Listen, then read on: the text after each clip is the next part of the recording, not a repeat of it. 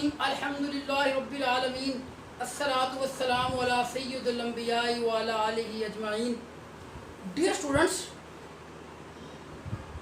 in previous week we discussed about the business finance subject of BCom part 2 and we have a value of topic of time value of money. Last week हमारा topic था time value of money और ये उसकी कुछ इसमें concept मैंने आपको बताए थे। बेटा एक तो हमने कहा था कि टाइम वैल्यू कॉन्सेप्ट का मतलब ये है कि money the cash have a value with respect of time. As time increased our value will be increased and if time will be decreased our value will be decreased. वक्त के साथ amount की, value की, investment की, deposits की, loan की value बढ़ती जाती है और वक्त कम होने के साथ वैल्यू कम होती रहती है। और हमने ये कहा था कि this is all because of two factors. ये जो टाइम वैल्यू ऑफ मनी में चेंज है, मनी ऑफ वैल्यू में जो चेंज है, इसके पीछे जो दो फैक्टर्स हैं वो क्या थे? एक बेटा क्या था? इंटरेस्ट रेट और सेकंड बेटा क्या था? Time period. टाइम पीरियड को हम किसे नोट करते हैं? एन से, और इंटरेस्ट रेट को नोट किससे करते हैं? आई से। ये हमने लास्ट टाइम पढ़ा था। फिर बेटा हमने पढ़ा था कि इसमें एक बात पढ़ी थी हमने टाइम लाइन, और एक पढ़ा था cash receiveds and cash payments की मोड्स। एक मोड क्या होता है कि we paid or receive lump sum, we receive or make a payment in terms of lump sum. हम इकट्ठे पैसे देंगे, किस्तें नहीं करेंगे, मल्टीपल पेमेंट्स नहीं करेंगे। जब पैसे देने हैं या लेने हैं इकट्ठे ही देंगे, वो आज दे या कल को किसी फ्यूचर पीरियड में दे। सेकंड बेटा क्या था? एन्युटी। एन्युटी क्या था कि we make a payments or receives in terms of multiple payments. वो मल्टीपल पेमेंट्स की कंडीशंस हैं कि having a same interval and same amount. जैसा कि एन्युटी की टाइम लाइन में बनाया गया है कि आपने 6,000 ये हर साल देना है, अमाउंट भी सेम है और उस अमाउंट का दौरानिया भी सेम है। और ये जैसे कि लमसम बनाया गया है कि जब आपने जब रिसीव किया या पेड किया तो भी लमसम, जब पेड या receive at the end of period किया तो भी आपने लमसम किया। और बड़ा मिक्स स्ट्रीम में मैंने ये पढ़ाया था कि मिक्स स्ट्रीम में अमाउंट्स आर चेंजिंग। हर दफ़ा की अमाउंट चेंज होगी, अमाउंट सेम नहीं होगी। अगर तो अमाउंट सेम होगी तो एन्युटी हो जाएगी, लेकिन मिक्स स्ट्रीम की सूरत में अमाउंट क्या होगी? वो डिफरेंट होगी हर साल। तो ये बेटो मिक्स स्ट्रीम का टाइम हमने ऐसे बनाना था कि आपने आज 12,000 लिया बैंक से और आप इसका लोन पे करेंगे। पहले साल 5,000, दूसरे साल 6,000, तीसरे साल 7,000। तो हर साल अगर अमाउंट चेंज होती जाएगी, बदलती जाएगी, तो फिर बेटा ये क्या हो जाएगा? Mix stream. तो ये हमारे बेसिक्स फंडामेंटल टॉपिक्स हैं। अगर ये हम पढ़ेंगे तो आज बेटा कि हम कैलकुलेशंस करेंगे। मैं कुछ एग्जांपल आपके सामने रखता हूँ। फॉर एग्जांपल कि आज आप बैंक से कुछ लोन लेते हैं तो आपने हिसाब लगाना है, जब बैंक वाले ने हिसाब लगाना है, being a investor, being a customer, being a banker, being a business student, कि आज अगर हम 12,000 रुपये देते हैं तो 3 साल बाद हमें कितना पैसा पे करना पड़ेगा। तो वही दो फैक्टर हमें चाहिए। एक फैक्टर क्या चाहिए? आई, और एक फैक्टर क्या चाहिए? एन। अगर ये दो फैक्टर आपके पास बेटा होंगे तो फिर हम हिसाब लगाएंगे कि अगर आज हम लोन लेते हैं तो कल को हमें ये कितना पे करना पड़ेगा। एक बात होगी, ये दो फैक्टर्स हमें हर वक्त चाहिए, आई और एन। सेकेंडली बेटो हमने आज लोन लिया तो हम चाहते हैं कि हम इसको किस्तों में पे करें, हर साल कुछ अमाउंट इसकी पे करते रहें। तो हमें हर साल कितनी अमाउंट पे करनी चाहिए या की करना होगी। या एक और बात, अगर आप कहते हैं कि मैं 6,000 हर साल मैं सेव करूं, डिपॉजिट कराऊं, तो मेरे पास at the end of 3 year कितने पैसे बचेंगे। तो फिर हमें क्या चाहिए? हमें चाहिए फ्यूचर वैल्यू। या अगर वो फ्यूचर वैल्यू दी हुई है, हमें उसकी एन्युटी फाइंड आउट करनी है। अगर हमें प्रेजेंट दी हुई है, उसकी हमें एन्युटी फाइंड आउट करनी है। या annuity is given, we have to find out the present value. Annuity is given, we have to find out the future value. तो ये वाले जो कॉन्सेप्ट्स हैं, मिक्स स्ट्रीम दी हुई है, उसकी हमें प्रेजेंट निकालनी है या फ्यूचर निकालनी है, लोन की फ्यूचर निकालनी है या इन्वेस्टमेंट की प्रेजेंट निकालनी है। या देखना ये सारे प्रैक्टिकल नेचर के प्रॉब्लम्स हैं। ये प्रैक्टिकल नेचर के केसेस हैं कि आप डिपॉजिट करवाते हैं वो कितने अरसे बाद कितना हो जाएगा। आज आप लोन लेते हैं वो कितने अरसे बाद हमें कितने पे करना पड़ेंगे। अगर हम लमसम पे करें वो सिंपल फ्यूचर वैल्यू हो जाएगी, या हम उसको किस्तों में पे करें तो वो एन्युटी हो जाएगी। तो ये सारी बातें जो हमने 1 बाय 1 डिस्कस करनी है। पहले हम सिंपल के फार्मूलाज लगाएंगे कि सिंपल में दो चीज़ें हैं, आइदर पेमेंट मेड टुडे और in any future period but amount is simple. इसका क्या फार्मूला होगा? एन्युटी में क्या होगा कि आपने अगर लोन लिया तो एनओटी में क्या होगा कि ये तीनों के अलग अलग फार्मूलाज हैं, कुछ फॉर्मेट्स हैं, वो भी हम डिस्कस करते हैं, वो भी हम देखते हैं। जी बेटो, हमें कैश के रिगार्डिंग 3 जो मोड ऑफ पेमेंट्स हैं, लमसम, एनओटी और बिग स्ट्रीम, इसके हवाले से हम चीज़ें कैलकुलेट करेंगे। टाइम वेरिफ मनी में बेटा लमसम में या सिंपल कैलकुलेशन में, लमसम या सिंपल कैलकुलेशंस में दो बातें हैं, लमसम या simple. I want to repeat again कि you will receive or you pay, but receive or payment in the shape in the mode of single payment. जब मुफ्त देने हैं, पैसे लेने हैं, रिसीव करने हैं तो भी लमसम, और पे करने हैं तो भी लमसम। इसकी मैंने आपको टाइमलाइन भी बना चुका हूँ, दोबारा हम इसकी लमसम की टाइमलाइन दोबारा बना लेते हैं ताकि हमें कॉन्सेप्ट और फॉर्मूला क्लियर करने में हमारी हेल्प हो।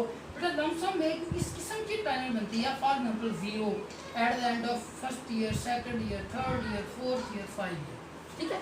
अब प्रेजेंट और क्या है, future. Either this is receipt, then this will be a payment, if this is payment, this will be a receipt.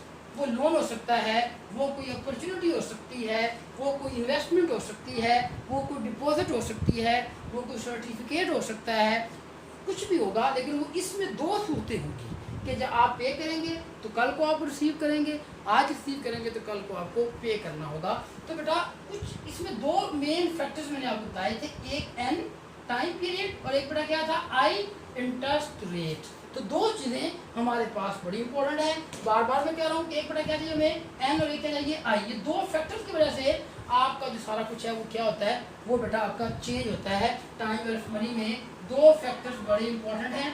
अब देखिए फॉर एग्जाम्पल अगर प्रेजेंट गिवन है, एन भी गिवन है, आई भी गिवन है, तो क्या निकालेंगे, we have to calculate the future value. In second case future is given, n is given, I is given, then we have to find out the present value। तो concept हम discuss कर चुके हैं पिछले लेक्चर में भी और इस लेक्चर के भी अर्ली फ्यू मिनट्स में। अब हमने ये कैलकुलेशंस करनी है, 4 कैलकुलेशंस, प्रेजेंट निकालनी हो या फ्यूचर निकालनी हो। कुछ ऐसे केसेस भी आएंगे जिसमें हमें वो फ्यूचर भी दे देगा, प्रेजेंट भी दे देगा। बताएं कि what is the rate of earning, what is the rate of return, what is the rate of interest. अब इंटरेस्ट के लिए डिफरेंट इंटरेस्ट हम एज सिंबॉलिक यूज करते हैं। It may be a opportunity rate, it may be a investment rate, it may be a rate of return, it may be a cost of capital, it may be a earning rate, it may be a you may से so many names may be applied for this I. कि अगर आपको कहता है कि हमने 10 lakh invest किया, हमें ये 15 लाख मिला, तो what is amount of interest rate we earned during this 5 years. तो इसमें प्रेजेंट भी निकाली जा सकती है, इसमें फ्यूचर भी निकाली जा सकती है, और एन और आई भी निकालेंगे, वो भी आपको बताऊंगा कि अगर आपने एन या आई निकालना है तो वो हम कैसे निकालेंगे। इससे बेटा दो फार्मूलाज हैं। Future value if we have to be find out is equal to present value into 1 + i raise power n। अगर आप इसको कैलकुलेटर से कैलकुलेट करना चाहते हैं तो आप फ्यूचर कैलकुलेटर निकालेंगे, प्रेजेंट गिवन होगी पुट कर देंगे, 1 + i गिवन रेट होगा interest rate, n given time period होगा, इसको आप कैलकुलेटर पे सॉल्व करेंगे, आपकी फ्यूचर वैल्यू आ जाएगी। लेकिन अगर आप कैलकुलेटर से नहीं देखना चाहते, ये फैक्टर आप तो आपके जो टेबल्स आपको दिए हुए हैं फाइनेंस के, उसमें देखना चाहते हैं, तो इसका फॉर्मूला ऐसे होगा कि present value into future value interest factor. जो मैंने आपको टेबल दिया हुआ है, 4 फैक्टर्स हमने आपको दिए थे, future value interest factor simple table, future value interest factor annuity table, और 2 टेबल प्रेजेंट के थे, present value interest factor simple और present value interest factor of annuity. ये वाले टेबल्स आपको मैंने दिए हुए, टेबल भी देख सकते हैं, लेकिन मोस्ट बेटर ये है कि आप इसको कैलकुलेट करें खुद से। इस तरह बेटो अगर आपने कैलकुलेट करना है प्रेजेंट वैल्यू, तो present value will be calculated as future value into 1/1 + i raise power n, और may be a formula of present value is equal to future into present value interest factor in the given level of n and i। तो ये दो basic formula हमने discuss किए कि future और बेटा क्या प्रेजेंट। फॉर्मूला एक ही है, अगर आप बेटर ये है, मैंने आपको सजेस्ट ये किया था कि आप टेबल ना देखें, आप कैलकुलेटर पे अपनी हैबिट्स डेवलप करें, कैलकुलेट करने की फैक्टर्स प्रेजेंट वैल्यू फ्यूचर। अब इस फॉर्मूले से भी आप प्रेजेंट फ्यूचर निकाल सकते हैं कि एक फॉर्मूला आप रिमाइंड करें, फ्यूचर निकालनी हो तो प्रेजेंट पुट कर दें, और अगर प्रेजेंट निकालनी हो तो यहाँ फ्यूचर पुट कर दें और ये आ जाएंगे। लेकिन असल जो कॉन्सेप्चुअल फार्मूलाज हैं वो ये हैं, इससे आप ये निकाल सकते हैं। उसके बाद बेटा अगर आपने एन या आई निकालना है तो आपको फिर प्रेजेंट और फ्यूचर देगा। देखे ना, मैंने फ्यूचर निकालना का हमारा एक केस रिव्यू किया था, तो फ्यूचर हम इस फार्मूला से निकाल सकते हैं। फिर बेटा अगर हमने प्रेजेंट निकालनी है तो इस फार्मूला से आप प्रेजेंट निकाल सकते हैं। थर्ड केस और फोर्थ ये था कि अगर आपको एन या आई निकालना पड़ जाए तो फिर हम क्या करेंगे, फिर हमें प्रेजेंट और फ्यूचर देके जाएगा। जैसे मैंने रिज्यूम किया कि आज हमने 10 लाख इन्वेस्ट किया और 5 साल बाद हमें 15 लाख रिटर्न हुआ, तो हमारा रेट ऑफ रिटर्न क्या है, हमारा अर्निंग रेट क्या है, तो फिर हम आई निकालेंगे। आई की डिफरेंट मैंने एग्जांपल्स आपको दिए हैं कि I may be in shape of opportunity rate, inflation rate, may be a rate of return, may be a required rate, may be a cost of capital, or may be in any other name। तो आई अगर हम निकालेंगे तो फिर हमें present भी देके जाएगा और फ्यूचर भी देके जाएगा। फिर हम ये कैलकुलेट कर लेंगे और ये फैक्टर हमारे पास आ जाएगा। उस फैक्टर को गिवन लेवल ऑफ टेबल में एन दिया हुआ है तो उस एन वाली लाइन में देख लेंगे, और अगर आई दिया हुआ है तो उस आई वाली लाइन में देख लेंगे। तो जहाँ पे वो फैक्टर मैच होगा या नियरेस्ट होगा वो एन या आई हम उस टेबल की मदद से कैलकुलेट कर सकते हैं। तो ये बेटा सारा कुछ हमारा था lump sum of the lump sum या सिंपल के बारे में आपका ये एक फार्मूला और कैलकुलेट। ये बेटा हमने अभी पढ़ा लम्प सम के बारे में कि लम्प सम में पे या रिसीव करना है सिंगल। अब हम एनुटी को डिस्कस करते हैं कि अगर एनुटी कैलकुलेशन हो, यहाँ पे हम कोई केस रिज्यूम करते हैं कि हमारे पास आज हम कहते हैं 1 2 3 4, हमने कहा बैंक से कि हमें 50,000 लोन चाहिए। हमने लोन लिया 50,000 और हम चाहते हैं कि हम 4 सालों में इस लोन को वापस करें। तो what will be the amount which we have to pay at the end of each of 4 following years for the sake of repayment of entire loan. तो अब ये सेम अमाउंट हमने पे करनी है, तो क्या निकालेंगे बेटा, ये हमें एनुटी निकालनी पड़ेगी। एनुटी के सूत्र में बेटो अब हम डिस्कस करते हैं एनुटी। बेटा annuity mean installments, the PMT or annuity the same amount which are regularly paid in the following time periods। अब बेटा एनुटी की 3 बातें हैं, या तो बेटा फ्यूचर देगा, मैं आपको बताता हूँ 2-3 केस वर्बली हम डिस्कस करते हैं कि प्रेजेंट दी हुई है और एनुटी निकाले, या फ्यूचर दी हुई है एनुटी निकाले, या एनुटी दी हुई है उसकी प्रेजेंट निकालें और फ्यूचर निकालें। या एक और केस जैसे मैंने कहा था कि प्रेजेंट भी दी हुई है और एनुटी भी दी हुई है और एन या आई निकालें, या आपको फ्यूचर दी हुई है और एनुटी दी हुई है, एन या आई फाइंड आउट करें। तो इसके 2 फार्मूलाज हैं बेटो। बल्कि एनुटी को डिस्कस करने से पहले एनुटी की स्कीम्स में आपको दोबारा डिस्कस कर दूं, टाइम लाइन्स आपको दोबारा डिस्कस कर दूं। इसमें बेटा ये है कि एनुटी ऐसे भी हो सकती है कि आज आप बैंक से 50,000 लोन लें eight the end of 1 year 2 year 3 year 4 year. तो हम कहते हैं कि हर साल कितने पे करें कि आपका लोन रीपे हो जाए, पहला केस। सेकंड केस ये होगा कि आज 0 period eight the end of first year, second year, third year, fourth year. हम कहते हैं कि मुझे 4 साल बाद 1 लाख चाहिए, मुझे 4 साल बाद 1 लाख चाहिए। तो मुझे हर साल कितना इन्वेस्ट करना पड़ेगा कि वो मेरा 4 साल बाद एन और आई की सूरत में, एन और आई जो गिवन होगी उसकी बदौलत मेरा 1 लाख हो जाए। तीसरा केस हम ये कहते हैं कि आज 1 2 3 4 आप कहते हैं कि 8,000 8,000 8,000 8,000 this is given level of annuity.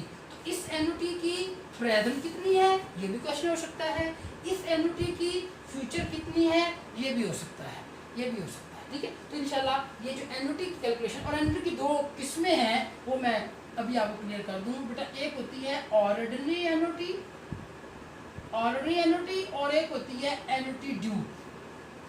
Ordinary annuity mean which we are making on the regular interval basis if amounts are paid at the end of every year then annuity will be called as a ordinary annuity. When installments, when equal amounts regularly paid on each of end of every year. If payments of annuities are made at the end of every period, those will be called as ordinary annuity.